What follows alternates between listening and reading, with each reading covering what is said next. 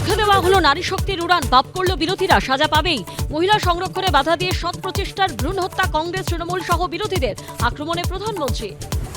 মহিলাদের এগিয়ে দেওয়ার সুযোগ পেয়েও হারালো তৃণমূল, পরজীবীর মতো আঞ্চলিক দলের পিঠে চেপে অস্তিত্ব রক্ষার লড়াইয়ে কংগ্রেস, সংস্কার বিরোধী পরিবারতান্ত্রিক দল বলে আক্রমণে মোদী। পুনর্বিন্যাস বিল নিয়ে মিথ্যাচার, আগে থেকে মহিলা সংরক্ষণ বিল আটকানোর ষড়যন্ত্র, আক্রমণে মোদী।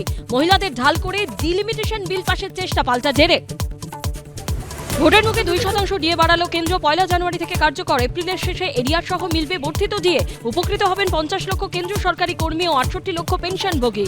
কেন্দ্রীয় সরকারি কর্মীদের ডিএ বেড়ে হলো মূল বেতনের 60%, কেন্দ্র রাজ্য ডিএর ফারাক বেড়ে 42%, দাবি কর্মচারী সংগঠনগুলির। ঠকবাজ তৃণমূল সরকার, আক্রমণে ডিএ আন্দোলনকারীরা। कोई दंगाई दिखता है, यूपी का बुलडोजर उसकी हड्डी पसली को तोड़ करके एक्सप्रेसवे बना देता। বিজেপি যদি ভাইরাস হয়, ভ্যাকসিনের নাম তৃণমূল।